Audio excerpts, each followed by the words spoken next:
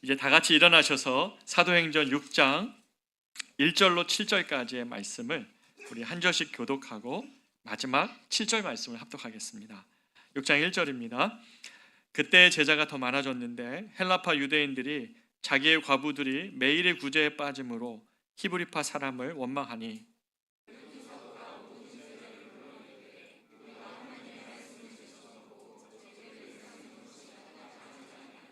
형제들아 너희 가운데서 성령과 지혜가 충만하여 칭찬받는 사람 7을 택하라.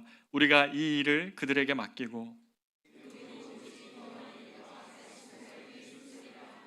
온 무리가 이 말을 기뻐하여 믿음과 성령이 충만한 사람 스데반과 또 빌립과 브로고로와 니가노르와 디몬과 바메나와 유대교에 입교했던 안디옥 사람 이골라를 택하여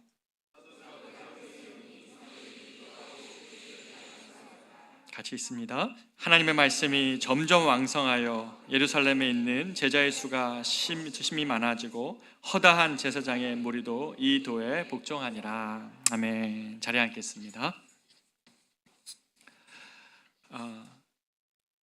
이제 우리는 복음 중심의 삶 교재 9번째 마지막 과가 되었고 이것에 대한 말씀 전하는 것도 이제 마지막 시간이 될 텐데요. 오늘은 복음 안에 다뤄진 갈등이 주는 은혜라는 제목을 가지고 여러분과 은혜를 나누고자 합니다. 여러분, 우리가 살면서 모든 관계가 원만하고 평안하면 좋겠지만 때로는 갈등을 피할 수가 없다는 사실을 깨닫게 됩니다. 우리가 은혜로 구원을 받았지만 우리의 본성은 여전히 죄성이 남아 있어서 이것이 특별히 관계 속에서 자꾸 드러나가지고 삐죽여 이 죄성이 드러나기 때문에 관계에 어려움을 겪을 때가 있죠. 얼마 전 10월 달이었는데요. 나부터 캠페인이라는 것이 있었습니다. 이 사회의 모순은 또는 어려움은 나부터인데 나로부터라는 고백이 사라졌기 때문에 나부터 캠페인이라는 이것을 주최한 이 주최 측에서 갈등에서 통합으로라는 포럼을 열었습니다. 근데 이 포럼에서 연세대 사회학과 김호기 교수님이 이런 말을 했습니다. 사회 갈등을 부정적으로 볼 필요는 없다. 갈등은 어느 사회에서나 존재하는 자연스러운 현상이다. 문제는 사회 갈등을 해소하는데 과도한 사회적 비용이 지불될 경우 그것은 발전에 부정적인 영향을 미칠 수 있다. 갈등이 문제가 아니라 갈등을 해소하는데 굉장히 많은 지출을 하게 된다는 거죠. 그것이 발전에 영향을 미친다는 겁니다. 그러면서 우리 사회는 모든 곳에서 갈등 수준이 높지만 갈등을 관리하는 능력은 상대적으로 낮은 사회라고 평가하는 것이 저한테 매우 인상 깊었습니다. 우리 사회는 어느 사회보다 갈등의 수준이 매우 높습니다. 지역적 차이가 있고요. 남녀 갈등, 세대 간 갈등, 남북 간의 갈등, 정치적 갈등, 온갖 곳에서 갈등의 영역이 너무너무 많이 있습니다.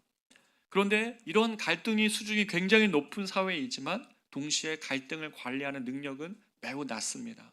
갈등을 관리하기 위하여 많은 자원을 쏟아부음에도 불구하고 이 시대가 지금 갈등이 해결되어지는 조짐이 보이지가 않지요.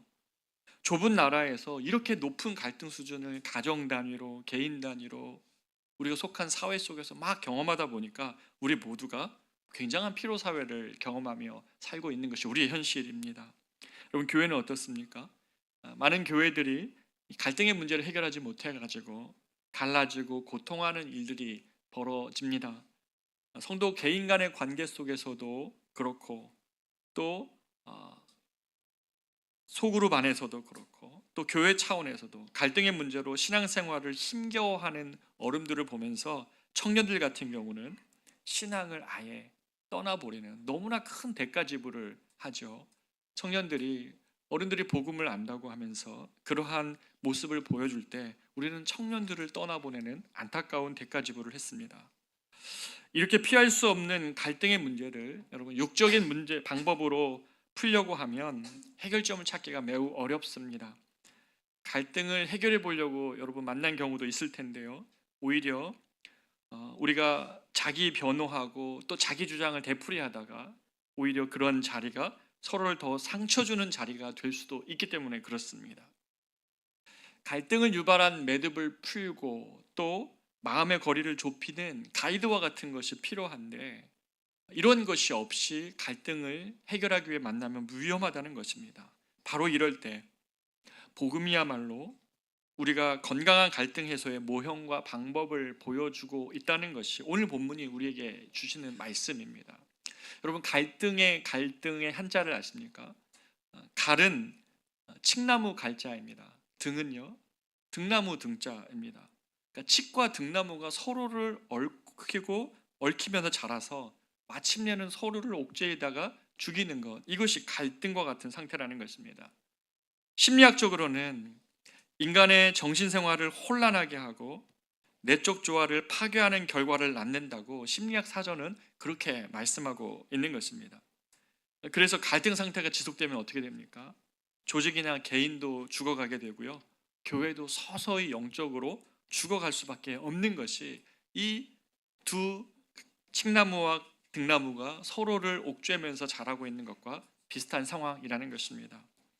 오늘 저는 이러한 시대 속에서 여러분과 함께 사도행전 6장 이 말씀을 통하여서 복음적으로 갈등을 해소하기 위한 이 초대 교회의 노력을 우리가 한번 살펴보면서 이것을 우리 삶에 적용할 때에 복음의 이 길이 우리 안에 있고 이 길을 걸을 때 어떤 하나님의 은혜가 있는지를 우리가 살펴보며 말씀의 은혜를 나눠보고자 합니다. 사도행전 6장의 배경은 우리가 보고 있는 것의 배경은 이렇습니다. 예수님이 부활하신 다음에 성령께서 임하시고 많은 사람들이 복음을 듣고 회개하는 일이 생겨났습니다. 예루살렘을 중심으로 첫 번째 교회가 생겨난 것입니다. 폭발적인 부흥 속에 많은 사람들이 예수를 그리스도라 고백했는데 그 중에는 대다수가 히브리파 유대인들이었습니다. 당연히 예루살렘 중심이니까 히브리파 유대인들이 주였을 것입니다. 하지만 이 그룹 안에는, 이 초대교회 안에는 헬라파 유대인들도 많이 있었습니다. 다시 말해 민족적으로는 유대인이지만 말은 헬라 언어를 쓰고 또 헬라 문화에 익숙한 사람들도 상당수가 신자가 되었다는 것입니다. 민족은 같으나 문화와 언어가 다르니 한 공동체를 형성하면서, 그런데 그들이 그만 갈등이 일어난 것입니다. 당시 초대교회는 사회적 약자들을 돌봤습니다. 당시 초대교회의 메시지는, 또 복음은 많은 가난한 사람들, 사회적 약자들의 가슴을 뛰게 했고 그 복음에 매료되었습니다. 그래서 예수님께서 등장하셨을 때에 사도 요한이 오실 그이가 당신이니까 라고 얘기할 때 예수님 뭐라고 말씀하시냐면 맹인들이 보게 되고 저는 자들이 걷는다. 그러면서 제일 마지막 말씀에 가난한 자들에게 복음이 전파된다 라고 말씀하셨습니다. 예수님으로 인하여서 복음이 가난한 자들에게 전파되고 있다는 것이었습니다. 그만큼 초대교회는 이런 가난한 자들과 사회적 약자들이 복음 안에 매료되어지고 복음 안에 초청되었던 것입니다. 그래서 초대교회는 이 과부들을, 교회 내에 들어와 있는 과부들을 매일매일 돌보았는데 헬라파 유대인들이 보니까 이 매일매일의 구제에 그만 헬라 여인들이 자꾸만 누락되는 것이었습니다. 처음 한두 번은 실수로 그랬거니 했는데 반복되는 이 문제에 급기야 헬라파 사람들이 히브리파 사람을 원망하기에 이르렀습니다. 1절입니다. 같이 한번 읽어보겠습니다. 시작. 그때 제자가 더 많아졌는데 헬라파 유대인들이 자기의 과부들이 매일의 구제에 빠짐으로 히브리파 사람을 원망하니, 매일의 구제 사역에서 누락된 이런 행정적인 문제에서 비롯되었는데 이제 헬라파 유대인과 히브리파 유대인 간의 갈등의 문제로 이 문제가 번져버린 것입니다. 헬라파 과부들의 누락에 대해서 오해가 오해를 낳는 것이죠. 일부러 누락하는 거 아닌가, 일부러 우리를 차별하는 것 아닌가. 그것이 의심이 이제 확신으로 변하면서 예루살렘 초대교회는 생긴 이래로 처음으로 갈등의 상황에 직면하게 된 것입니다. 예루살렘 교회라는 새로운 공동체에서 이들이 만났지만 서로 다른 배경과 문화를 가지고 있었기 때문에 갈등은 언제든지 잠재하고 있었고, 그리고 언제든 촉발될 수 있었는데 이 구제 문제로 그것이 불거진 것입니다. 그런데 이 사건이 있는 여러분, 사도행전 이 6장의 사건 이전에 사도행전 4장을 우리가 한번 기억해 보십시오. 복음이 폭발적으로 사람들을 사로잡았을 때에 어떤 일이 일어났습니까? 그들은 신분과 나이, 성과 인종 상관없이 서로 가진 것을 막 통용하는 일이 사도행전 4장에 등장하죠. 집을 오픈해가지고 사람들을 초대해서 먹이고 같이 그곳에서 떡을 떼고 예배하고 기도하는, 정말 세상에서 기대할 수 없는, 오직 예수님을 믿는다는 그 하나만으로 그 이전에 했던 모든 장벽들이 막 무너지고 서로를 공동체로 여기는 전적인 새로운 공동체가 시작되면서 교회가 시작되었습니다. 그러니까 복음의 역사가 일어날 때 그런 일이 일어났다는 것이죠. 하지만 성경이 이 사도행전 6장의 이 사건은, 이 갈등을 굳이 기록하지 않아도 되는 이것을 기록하고 있는 것은, 우리가 지나친 이상화에 빠지지 않고 현실은 언제든 갈등할 수 있는 것이 교회이며, 동시에 이것이 복음 안에서 다루어지면 이 갈등의 문제가 얼마나 하나님의 폭발적인 은혜를 경험하는 그 것으로 이어지는지에 대해서 오늘 본문은 우리에게 말해주기 위하여서 기록되어 있습니다. 그래서 갈등의 문제만 이야기하지 않고 7절 한 절이 오늘 본문의 핵심인데 우리가 그것을 뒤에서 살펴볼 것입니다. 초대교회는 처음 맞닥뜨린 이 갈등의 문제, 어떻게 해결하려고 했을까요? 어떻게 이들이 복음적으로 그 문제를 해결하기 위해서 사람들과 리더들이 그 문제를 세심하게 다루고, 그래서 마침내 어떤 결과들로 이어지는지 오늘 본문을 묵상할 때 우리가 정말 가슴이 뜨거워지는 것을 경험할 수 있을 것입니다. 복음적 갈등이 해결해 주는 교훈 첫 번째는, 이들은 함께, 초대교회는 함께 갈등의 문제가 있다는 것을 인정했습니다. 2절 보시면 12사도가 모든 제자를 불러서 이르되 우리가 하나님의 말씀을 제쳐놓고 접대를 일삼는 것이 마땅하지 아니하니라고 말했습니다. 이 문제가 불거진 다음에 12사도는 예루살렘 교회의 지도자였죠. 이들이 이 갈등의 문제를 당하여서 이 헬라파 사람들, 너희들 왜 이렇게 불평만 해? 우리가 얼마나 수고했는데 하면서 그들을 막 강압하고 그들을 공격적으로 비난하지 않았다는 것입니다. 반대로 그런 문제가 공동체 안에 있는데 아무런 문제가 없는 듯 회피하지도 않았습니다. 갈등 사이에 빠지면, 상태에 빠지면 우리는 대부분 이 양극화에 빠집니다. 하나는 공격적이 되거나 하나는 회피해 버립니다. 먼저 공격적이 되는 경우인데요, 대부분 이런 경우에는 우리가 정의를 소중히 여기기 때문에 누가 옳고 그른가를 따지는 것이 매우 중요한 일이 되고 맙니다. 우리 교재에서는, 우리가 복음중심 3 교재에서는 이러한 사람의 특징을 7가지로 기록하고 있는데 한번 보십시오. 한번 잘 보십시오. 나에 해당되는지, 갈등 상황에 있을 때 내 모습인지 한번 확인해 보십시오. 첫 번째, 나는 분노나 불만을 발산하는 것으로 해소한다. 두 번째, 나는 격노하면서 나의 주장을 펼친다. 막 화를 내면서 내 주장을 펼치는 거죠. 그러면서 세 번째, 나는 어떻게 알아? 증명할 수 있어? 라는 질문을 자주 한다는 겁니다. 어떤 형제분이 웃고 계신데 자기 얘기 같은데요. 나는 싸움을 시작하면 끝장을 본다. 나는 갈등의 원인을 파헤치기 위해 이때가 되면 변호사처럼 신문한다. 상대방을 사랑하는 것보다 논쟁에서 이기는 것을 선택한다. 나로 인해 시작된 논쟁이라 할지라도 논쟁 끝에는 원인을 상대방의 문제로 돌린다. 여러분, 부부간의 다툼일 때 많이 이러지 않으셨어요? 어떤 것은 아니지만 어떤 항목은 딱 저의 모습 같았습니다. 너무 저의 모습이 많이 보여서 생각해 보게 되었습니다. 제가 이찬수 목사님 분당우르교에서 같이 섬길 때 목사님 방에 들어가면 한 편의 이 액자가 하나 있었어요. 아마 늘 그걸 생각해 보고 싶으셨던 것 같은데 내용이 이거였습니다. 덜 논리적이고 더 사랑하라. 우리가 갈등 상황이나 문제 상황들을 목사는 늘 경험합니다. 그럴 때에 덜 논리적이고 대신 더 사랑하는 길을 선택하는 것이 목회자의 길이라는 것을 마음에 늘 염두에 두셨던 것 같습니다. 지금 이 갈등 상황에서 이 공격적인 모습이 우리의 모습일 경우가 너무너무 많이 있는 것이죠.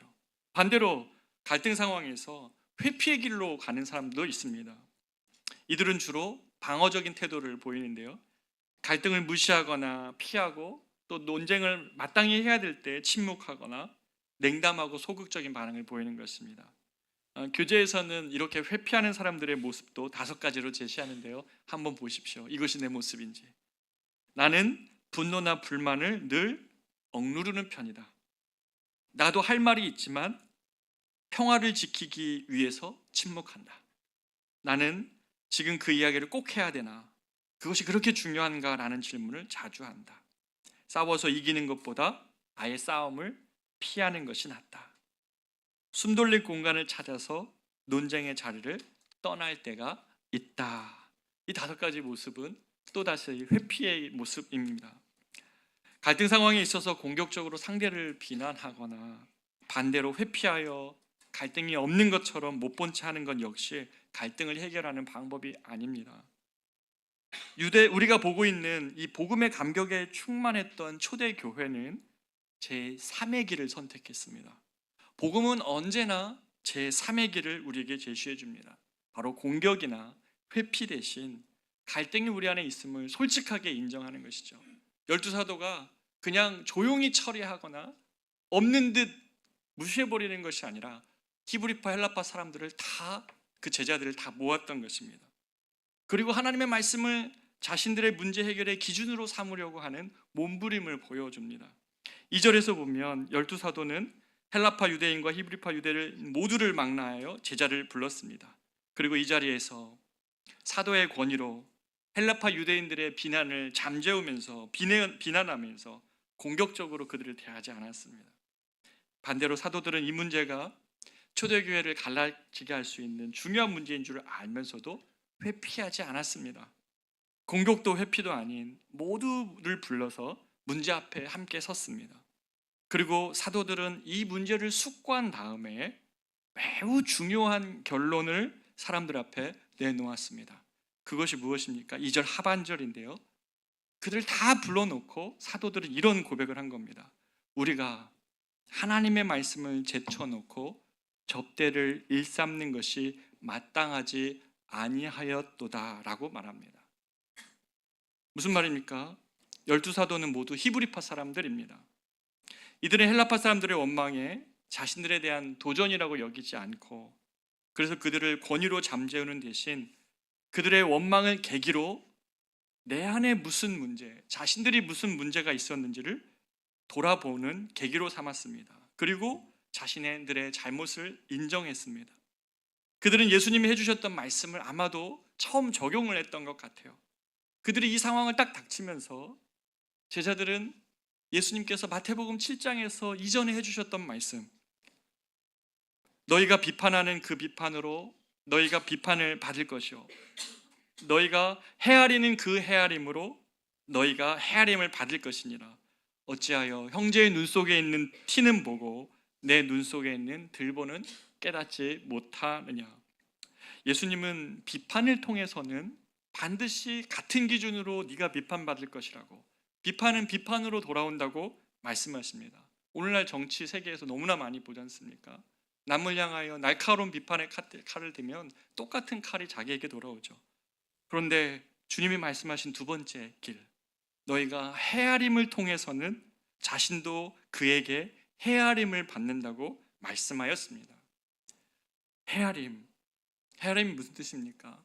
수를 센다는 의미가 헤아림이기도 하지만 동시에 헤아림의 2번째 의미는 상대편에 서서 상대의 상황을 가늠하거나 미루어 생각하는 것을 의미합니다. 상대편에 서서 상대방을 헤아리고자 하는 자리에 선다는 것이죠. 헬라파 사람들의 원망을 권위로 누르거나 못 본 채 하는 것이 아니라 그들의 입장에 서서 그 문제를 헤아린다는 것입니다.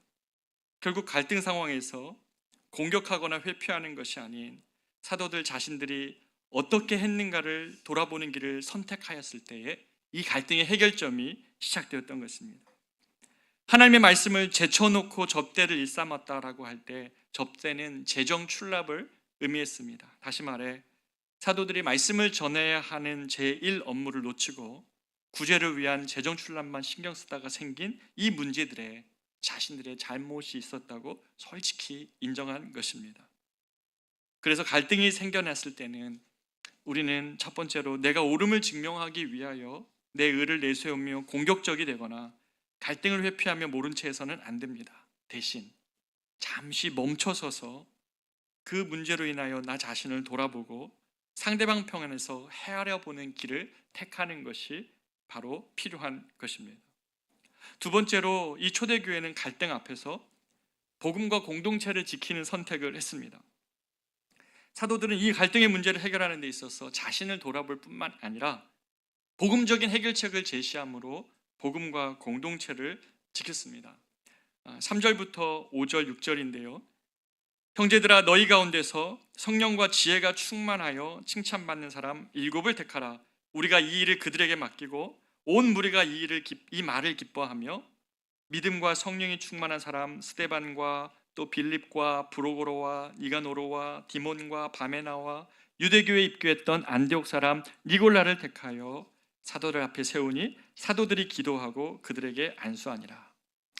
12사도는 자신들은 말씀과 기도하는 일로 돌아가고 대신 초대교회에서 이러한 일을 섬길 리더들 7을 세울 것을 제안하였습니다. 사도들은 대신 기준점만큼은 제시해 주었는데 이들은 성령과 지혜가 충만한 자이어야 된다고 말했습니다. 근데 놀라운 것은 제가 이 갈등의 상황에서 초대교회 성도들과 리더들이 얼만큼 세심히 이 문제를 다루려고 했는지가 보이는 것은 이 기준이 아닙니다. 성령이 충만하고 지혜로운 자의 문제가 아니라 초대교회가 이 7집사를 세울 때에 어떤 사람들을 세웠냐는 것입니다. 이 7사람들의 이름이 이렇습니다. 스데반, 빌립, 브로고로, 니가노르, 디몬, 바메나 그리고 안디옥의 니골라. 이 사람들 여러분 우리가 알고 있었던 베드로, 요한 이렇지 않지 않습니까? 이름이 누구 어떤 특성을 가지고 있을까요? 이 사람들 전부 다 헬라 출신의 사람들입니다. 헬라파 유대인들을 세운 것입니다. 그 이름이 모두 헬라식이고 빌립 같은 경우는 예수의 제자들도 있었지만 헬라의 영향을 많이 받은 빌립으로 학자들은 말하고 있습니다. 복음 안에서 자신들의 권리나 우월권을 주장하지 않고 대신 이 히브리파 사람들을 배려하고 히브리파 사람들이 헬라파 사람들을 세워주려고 초대교회에서 선택하는 이 모습이 너무너무 아름답게 보입니다. 복음은 그리스도께서 자신의 모든 권리를 내려놓으시고 낮아지심으로 우리를 대신 높여주시는 이 자리바꿈의 은혜이죠. 복음은 언제나 그리스도께서 죽으심으로 우리를 살리시고 그분의 낮아지심으로 우리를 높여주시고 그분의 가난해지심으로 우리를 부욕해 주시며 그분의 버림받으심으로 우리가 대신 양자로 입양되어지는 이 자리바꿈의 은혜가 복음의 은혜인 것처럼 초대교회는 이걸 너무 잘 알고 있었습니다. 히브리파 출신의 12사도들은 헬라파 출신의 7집사들이 그들의 공동체 안에서 함께 일할 수 있고 또 함께 하는 공동체를 만들기 위하여 이들을 일부러 세우면서 하모니를 이루면서 초대교회를 다양한 모습 속에서도 하나의 공동체로 든든히 세워가는 그런 또 한 번의 계기가 오히려 이 갈등을 통하여 이루어지는 것입니다. 교회는 조각보 공동체와 같은 것입니다. 처음에 저희가 교회가 시작되어지고 이곳에 왔을 때에 우리 교회 한 권사님이 사도행전 설교를 들으시고 목사님 맞습니다. 교회는 정말 다양한 사람들이 각자의 색깔과 모습을 가지고 그것이 없어지는 것이 아니라 서로가 서로의 모습 안에서 조각보를 이루어 한 조각 모양과 색깔이 달라도 그리스도 안에서 한 몸을 이루는 그 교회에 대한 꿈을 이분이 권사님이 들으시고 그것이 너무너무 감동이 되어서 전에 섬겼던 교회의 아픔 속에서 오히려 교회에 이러한 교회를 꿈꾸며 권사님이 저 카페에다가 십자가 조각보를 만들어 오셨습니다. 하나하나 천을 잇대고 하나하나 천을 잘라서 바느질 하셔서 그 그리스도의 몸을 이루는 십자가를 만들어 오시면서 권사님은 참 감격해 하셨던 것이 기억이 납니다. 초대교회는 갈등의 문제를 상대방을 헤아리기 위하여 자신을 낮아짐으로 선택하며 상대방을 높이는 문제로 이 문제를 해결해 갔습니다.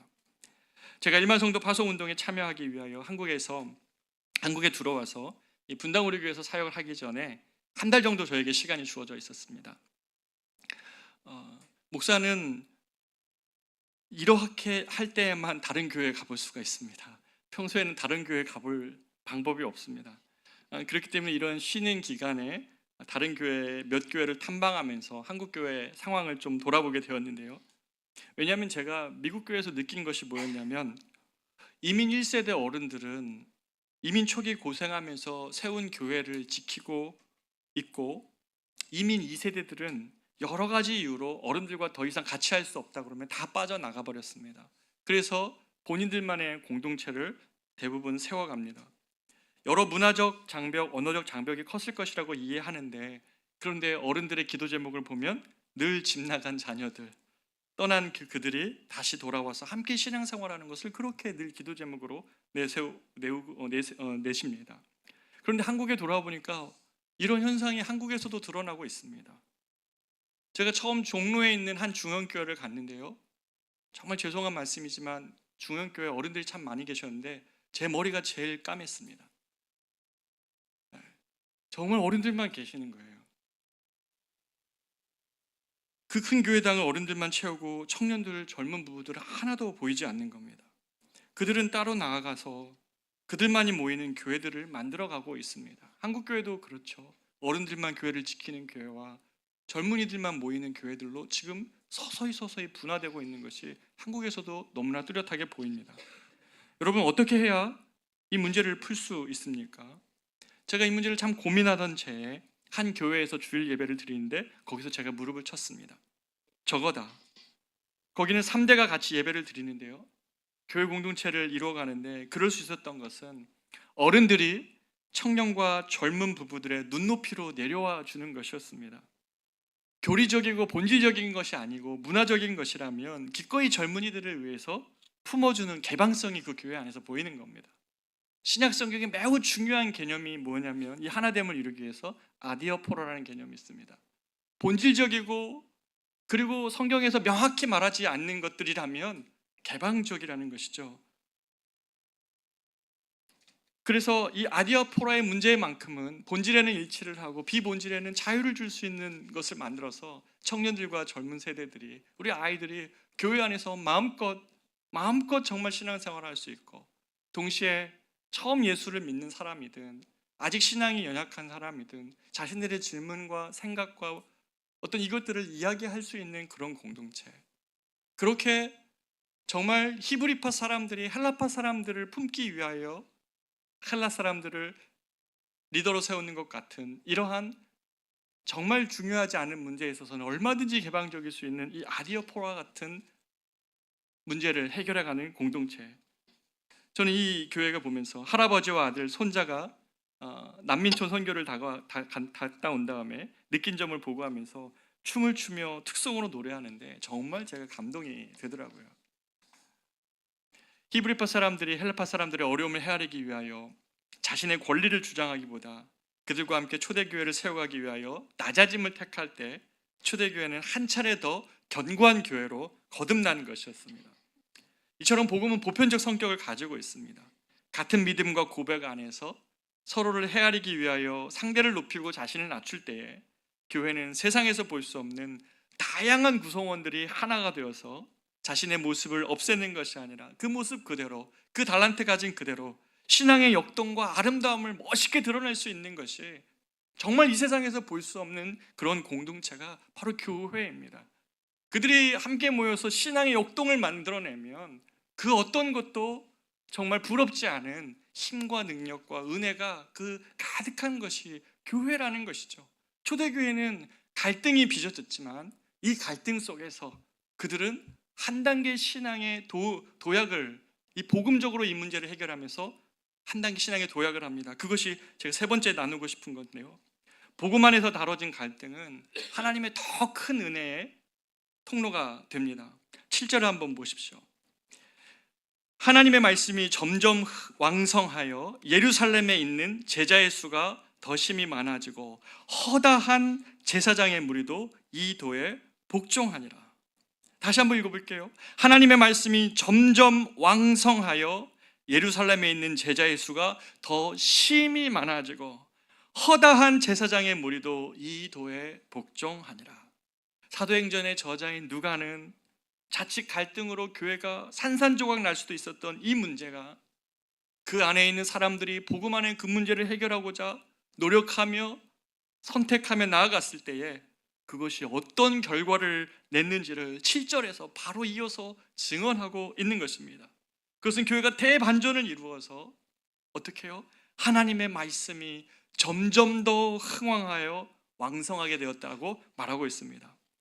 여러분, 이것을 원어로 보면 훨씬 더 의미가 드러나는데요, 한국말에서 번역에서 빼버린 세 단어가 이 7절에 숨겨져 있습니다. 그것은 뭐냐면 카이라는 단어인데요, 그런데라는 단어인데, 그래서라는 단어인데, 한번 이렇게 읽어보겠습니다.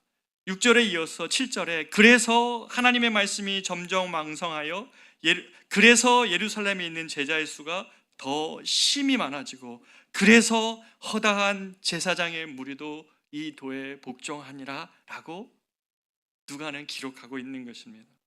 갈등이 복음 안에서 다뤄지자 결과가 어떤 결과가 나타났습니까? 하나님의 말씀이 옳다, 하나님 말씀대로 순종해 보니까 그 공동체가 오히려 다음 단계로 성장해 가면서 하나님의 말씀이 점점 더 힘을 얻고 그 아름다움이 드러나는 것입니다.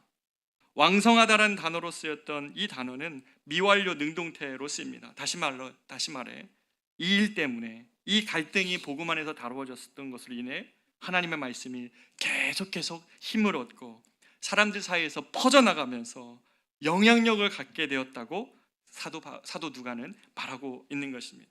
여러분, 말씀의 부흥은 이렇게 오는 것이죠. 말씀에 순종할 때 말씀의 능력이 나타나고 그냥 세속적인 방법으로 누구 비난하고 누구 공격하거나 문제가 없는 듯이 외면하는 것이 아니라 문제 앞에 서서 복음적인 방법이 무엇일까? 예수님이 우리에게 보여주신 방법은 무엇인가? 예수님의 말씀을 생각해 보면서 육적인 감정과 생각대로가 아니라 우리 모두를 주님의 말씀 앞에 복종하고 나아가니까 이 초대교회를 깨버릴 뻔한 문제가 어떤 결과로 이어진다고요? 오히려 복음이 사람들 안에 왕성하게, 하나님의 말씀이 점점 더 흥왕해졌다고 사도 누가는 말하고 있는 것입니다. 그리고 이 말씀이 왕성해지자 그 다음 보십시오. 그래서 예루살렘에 있는 제자의 수가 심히 더 많아지고 마지막으로 주목할 일이 있습니다. 허다한 제사장의 무리도 이 도에 복종하였다고 말합니다. 누가는 이 사건을 계기로 허다한 제사장의 무리도 이 도에, 이 믿음에 복종하는 일이 벌어진 것을 기록하고 있습니다. 이 제사장의 무리는요, 당시에 대부분 하층 제사장들이었습니다. 당시 예루살렘에만 수천 명에 이르는 가난한 제사장들이 있었습니다. 고위층 제사장들은 꿈쩍도 하지 않았습니다, 주님의 복음에. 그러나 가난하고 하위직에 있었던 이 제사장들은 복음 안에서 이루어지는 헬라파 유대인과 히브리파 유대인들의 보여주는 조화와 하모니를 보면서 그들의 마음이 움직인 것이에요. 서열이 아니라 복음 안에서 서로를 헤아려 하나를 이뤄가는 복음 공동체의 매력을 느끼면서 결국 허다한 제사장 무리가 이 도에 복종하는 일이 벌어진 것입니다.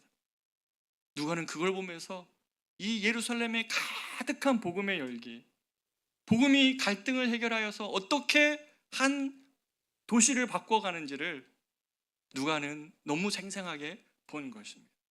사랑하는 여러분, 이 사회가 끊임없이 갈등하고 여러분과 제가 속한 곳에서도 끊임없는 갈등의 문제가 일어나지 않습니까? 육적인 방법으로 해결하려면 도대체 방법이 없습니다. 자기 주장하다가 서로를 상처 주는 것으로 끝나지만 우리에게는 지금 초대교회가 보여줬고 그리고 예수님께서 보여주셨던 것처럼 상대방을 헤아리다가, 주님이 우리를 헤아리다가 에베소 2장 말씀처럼 내가 긍휼히 여김으로 우리를 불쌍히 여기시는 그 긍휼히 여김으로 하나님의 은혜를 우리에게 부어주시며 당신의 아들을 십자가에 내어주시는 이 하나님의 방법이 있지 않습니까? 갈등 상황 속에서 우리는 복음을 압니다. 그 복음 때문에 서로를 헤아리고 서로를 높이면서 그 길로, 복음의 길로 나아갈 때 이 공동체는 이 위기 속에서 오히려 하나님의 큰 은혜를 경험했던 것입니다. 말씀을 맞추면서 여러분과 한 이야기를 나누고 보고 싶습니다. 제가 미국에서 공부를 할 무렵에요, 공부를 마칠 무렵에 한 교회에서 인테림이라고 하는데 설교 목사로 와달라는 말씀을 들었습니다.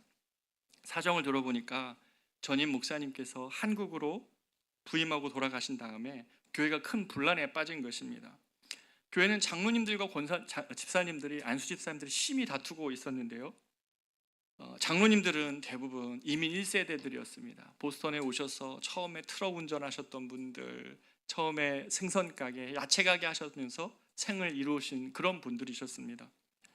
그렇게 고생하며 삶을 이루신 분들이고, 안수 집사님들은 대부분 유학파였습니다. 보스턴에서 유학을 마치고 현지 기업에 취업하신 분들이 대부분이었습니다. 사사건건 서로를 무시하고 비난하는 그런 교회였는데, 이 교회에서 말씀을 전해달라는 겁니다. 아니, 저를 뭘 아시고 제가 무슨 능력이 있다고. 처음에는 거절하다가 제 마음 가운데 제 한국에 있는 제 모교회가 갈등을 하고 있었거든요. 그래서 너무 사랑받은 공동체가 갈등하는데 제가 할 수 있는 일이 없어서 유학의 중에 그 갈등하는 교회를 그래도 말씀으로 섬겨보고자 승낙을 하고 그 교회를 찾아갔습니다. 그리고 빚진 마음으로 에베소서의 말씀을 매주 나누었습니다. 교회됨과 그리스도 안에서의 하나됨, 이방인과 유대인의 담을 허무신 그리스도 예수가 꿈꾸시는 새로운 사회 공동체, 이런 이야기들을 막 나누었는데요, 저 혼자 감격했나 봅니다. 어느 날은 설교를 하고 나면 한 분 집사님이 오셔서, 목사님이 우리의 아픔을 뭘 안다고 하나 되라고 하시냐고. 한 주는 집사님, 그 다음 주는 장로님, 그 다음 주는 집사님 차례로 찾아오시면서 저에게 이렇게 계속 하소연하셨지만, 그러나 학생의 패기로 그냥 끝까지 말씀을 꾸준히 나누었습니다. 그런데요, 제가 섬겼던 그 교회의 성도님들을 제가 참 높이 평가하고 그 리더들을 높이 보는 것은, 그렇게 싸우면서도 일주일에 한 번 모여서 하나님 말씀을 피고 같이 기도했다는 거예요. 싸우고 기도하고 기도하고 싸우는 모습, 이게 참 기괴해 보였는데 사람들 보면 이해를 못할 겁니다. 그래도 악한 말을 쏟아낸 다음에도 기도하면서 자신들의 모습을 되돌아보려는 이 지도자들의 모력, 우리가 싸우지만 그래도 같이 기도하자. 당신과 내가 의견이 달라도 우리 같이 기도하자. 우리 마음으로 서로를 상처 줬지만 같이 기도하자. 그렇게 해서 그거를 해내는 거예요. 거의 6, 7개월 정도 그 일을 거치고 저도 말씀을 나누고 마지막 설교를 하는 날이었습니다. 참 감사하게도 성도님들이 말씀 안에서 내면이 빚어지고 안정되면서 갈등 속에서 핵심에 있었던 집사님이 교회를 떠나려다가 그 교회에 남기로 결정을 하신 거예요. 평생 섬겨오셨던 교회거든요. 그러면서 그동안 저한테 말씀을 나눠주셔서 감사하다고 하면서 뜨거운 눈물을 쏟아내시는데, 제가 아직도 그 장면을 잊을 수가 없습니다. 교회는 늘 갈등하고 쪼개지는 곳인 줄 알았는데, 말씀을 붙들고 순종하고 그 말씀대로 씨름하면 이런 일들도 벌어지는구나 라고 하면서 제가 소망을 품을 수 있었던 것입니다. 사랑하는 여러분, 복음은 언제나 제3의 길을 제시합니다. 영어로 이런 표현이 있습니다. The gospel is the third way라는 표현이 있습니다. 복음은 언제나 이쪽 저쪽도 아니라 하나님께서 제시하는 새로운 길들이 있다는 것입니다. 갈등 상황 속에서 내 옳음을 증명하며 내 의를 내세우며 공격적이 되거나, 갈등을 못 본 채 외면해서도 안 됩니다. 갈등이 일어난다면 우리는 복음이 제시하는 이 제3의 길을 가야 됩니다. 첫째로, 이 히브리 12사도가 했던 것처럼 그들의 허물을 돌아봤습니다. 사람들이 아파하면 무엇이 문제였는지 나 자신을 돌아봤다는 것입니다. 그들을 헤아리기 위하여 그들의 자리로 내려가는 것입니다. 둘째는 상대를 헤아리면서 복음 안에 하나 되기 위하여 낮아지는 길을 택했습니다. 헬라파 7의 집사들을 세우면서 복음 안에서 하나 되는 것이 무엇인지, 사도들의 직위는 어찌할 수 없지 않습니까? 예수님을 직접 본 사람들만이 사도이니까 히브리 사람들로 구성된 사도는 어찌할 수 없지만 이 귀한 일을 섬기는데 헬라파 사람들을 같이 초청해서 같이 공동체를 이루며 하나님의 복음이 얼마나 아름다운 것인지 이 땅이 이룰 수 없는 일들을 해내는 복음의 영광스러움을 드러내면서 이 교회는 한 번 더 견고한 공동체로, 한 번 더 복음의 능력을 드러내는 공동체로, 복음의 아름다움을 드러내는 공동체로 나아갔던 것입니다. 여러분, 그동안 복음 중심의 삶을 나누면서 저도 제 마음이 우상공장과 같다는 사실을 깨달았습니다. 용납과 통제, 명성과 성공, 안정감과 인정, 존경의 우산들이 제 안에 있다는 사실을 저도 깨닫습니다. 그래서 날마다 제 자신에게도 복음을 증거하면서 선포하면서 예수님께서 나 같은 자를 이미 인정하고 이미 용납해 주셨고 이미 높여 주셨는데 무엇이 더 필요한가라고 고백하며 넘어지지 않으려 몸부림쳤던 것 같습니다. 그랬더니 정말 제 마음에도 평화가 임하고 또 콧노래로 찬양할 수 있었습니다. 일부 때는 제 아내가 있어서 말을 못했는데 제가 좀 변했는지 어저께 묻고 왔었어야 되는데 못 묻고 온 게 좀 안타까운데요. 여러분은 어떻습니까?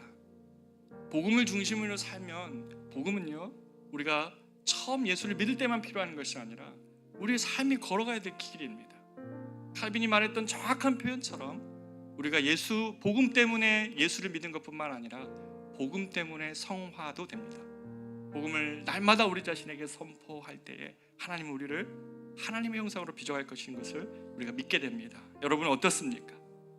갈등 속에서 나누어질 수 있었지만 이 초대교회의 공동체가 리더뿐만 아니라 모든 사람들이 복음을 생각하고 적용하려고 씨름할 때에 오히려 말씀이 힘을 얻는 이 놀라운 축복이 우리에게도 또 이 땅의 교회에게도 또 모든 갈등하는 우리의 삶의 현장에서 우리가 적용하며 경험해 보아야 되지 않겠습니까? 갈등이 복음으로 다뤄지면 부흥의 이유가 됩니다. 고난이 변장된 축복인 것과 같은 이치입니다. 이 놀라운 영적 축복을 우리가 믿기를 바랍니다. 복음을 늘 마음의 중심에 두며 살아가는 저와 여러분을 통하여 하나님이 이 땅 가운데 새로운 공동체가 있다, 예수를 믿는 자들이 복음을 중심으로 살아가면 어떠한 선택들을 할 수 있는지를 보여줬으면 좀 좋겠습니다. 계속 나눠지고 계속 어쩔 수 없다라고 우리가 말하지 말고, 물론 우리의 연약함 다 똑같이 있을 것입니다.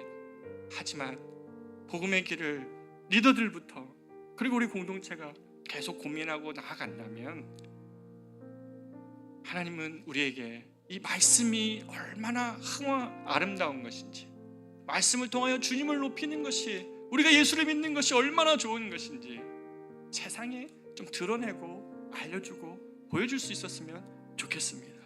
그래서 성 프란치스카가 이런 평화의 기도인가요? 그 제목에서 이렇게 쓰죠. 주여 나를 평화의 도구로 써주소서라고 고백했던 것처럼 저와 여러분의 인생에서 하나님이 우리를 모든 이 세상에 갈등하는 공동체 안에서 저와 여러분을 평화의 사도로 쓰여주시는 그런 우리 인생 얘기를 진심으로 축복합니다. 그럴 때에 우리가 생각하지 못한 은혜를 주실 겁니다. 전 7절의 은혜가 너무 사모가 됩니다. 우리 성도들과 제가 이 복음의 길로 걸어갈 때 말씀이 흥왕하여 믿는 자들의 수가 더해지고 허다한 제사장의 무리도 이 도에 복종하는 이러한 놀라운 부흥의 역사들이 하나님께서 우리에게 계획하신 그런 계획이 되기를 진심으로 바라고 또 소망합니다. 우리가 이러한 길로 저와 여러분 다 같이 나아가기를 바랍니다. 우리 같이 한번 찬양할까요? 주 안에 우린 하나라는 찬양인데요, 같이 이 찬양으로 나아가며 기도하겠습니다.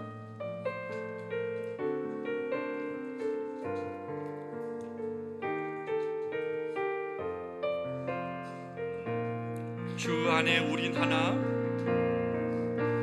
주 안에 우린 하나, 모습은 달라도 예수님 한 분만 바라네. 사랑과 선행으로 서로를 독려해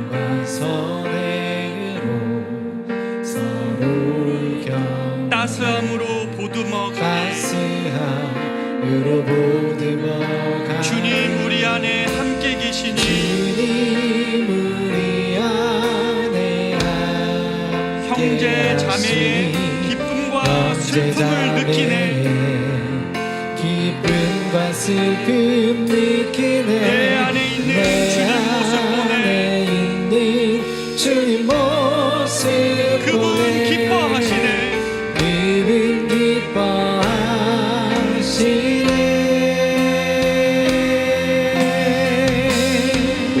주님 우리를 통해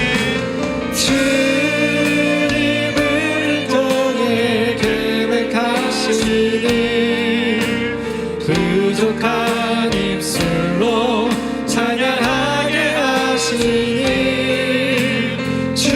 주님을 통해 계획하시니 너를 통해 하시는 너를 통해 하실 일 기대. 다시 한번 고백하겠습니다. 주 안에 우린 하나.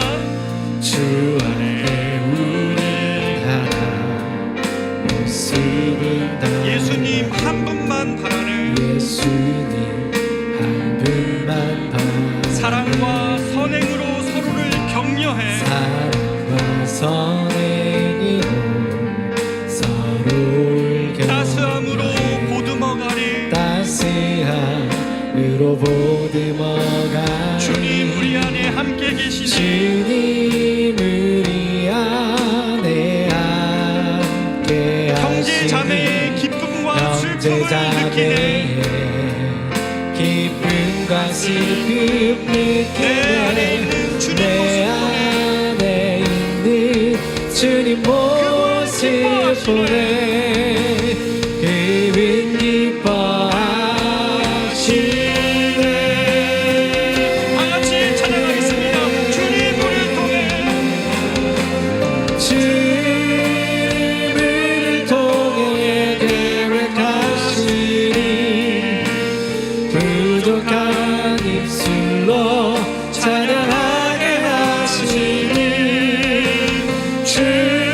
주님을 통해 계획하시니 너를 통해 하실 일 기대.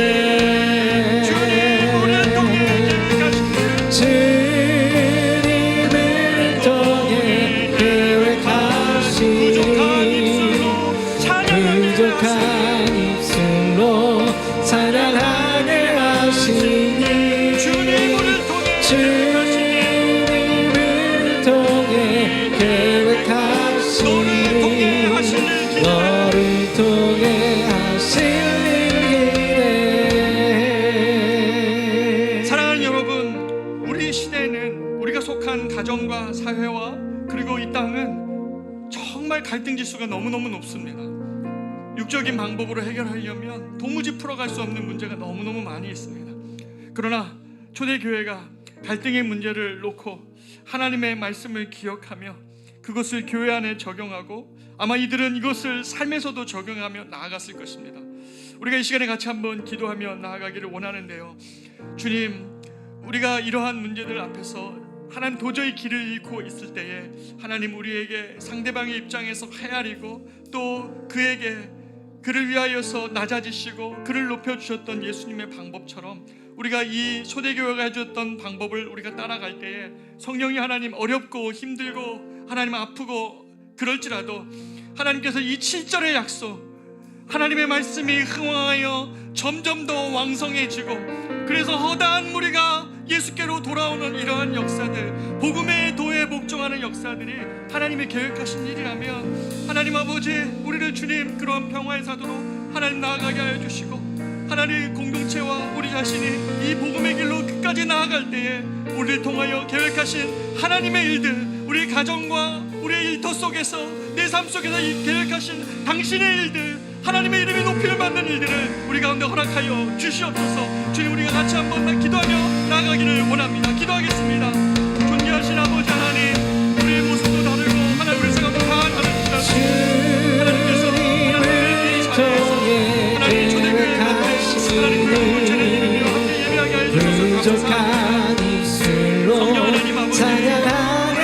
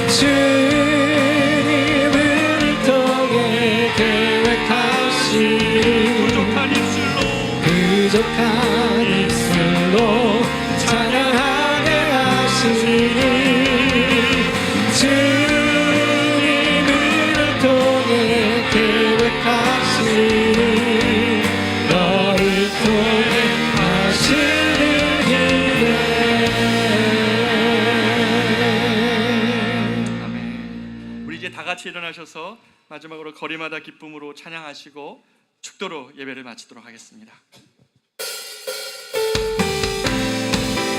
기쁘게 찬양하고 축도로 마치겠습니다. 거리마다 기쁨으로 춤을 추게 하시고 춤을 추게 하시고 주의 백성 기도할 때 주의 백성 기도할 때 회복하소서 이 땅 회복하소서 산 위에서 회복까지 우리 찬양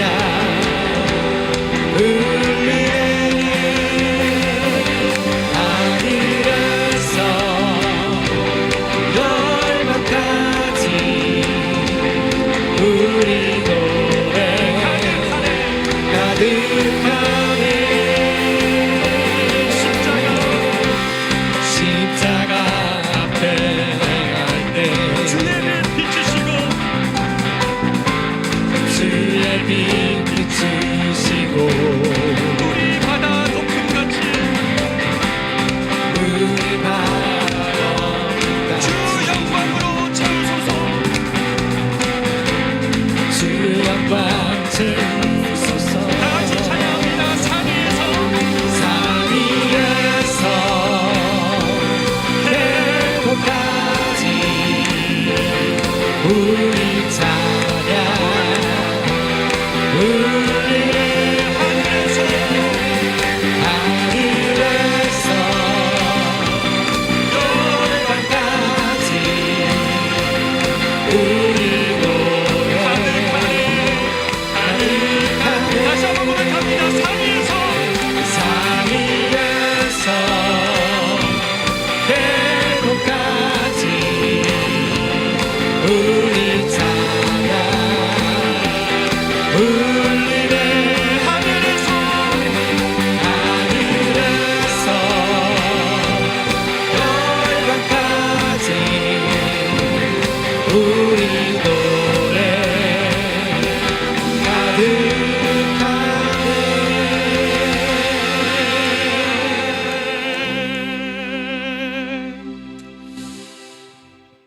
이제는 우리 구주 예수 그리스도의 크신 은혜와 하나님의 말로 다할 수 없는 다 없는 사랑하심과 성령님의 인도, 보호, 교통 충만케 하시는 은혜가 갈등 속에서 복음의 길을 선택하며 나아가며 그 길 통해서 일하실 하나님의 역사를 기대함으로 삶의 현장으로 나아가는 사랑하는 우리 성도들의 저들의 믿음의 결단과 용기와 말씀 앞에서의 순종하는 은혜, 그 결단 속에 이제로부터 영원토록 함께 있을지어다. 아멘.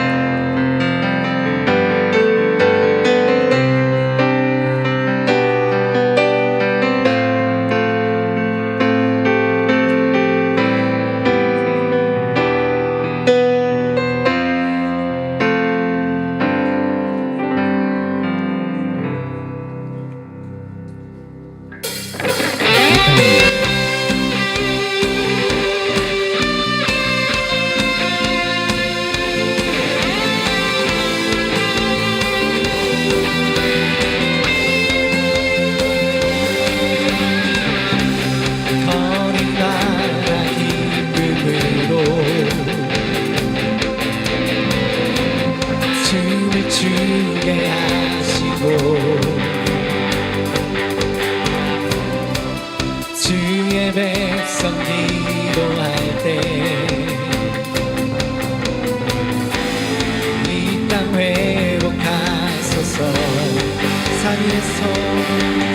위에서 계보까지 우리 찬양 울리네. 하늘에서 열방까지 우리 노래 가득하네.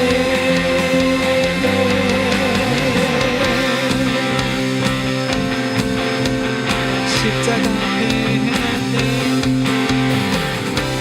십자가 앞에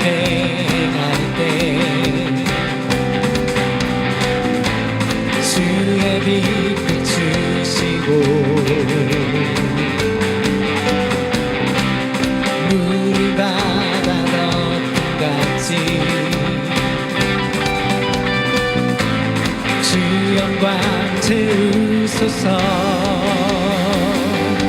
땅 위에서 계곡까지 우리 찬양 울리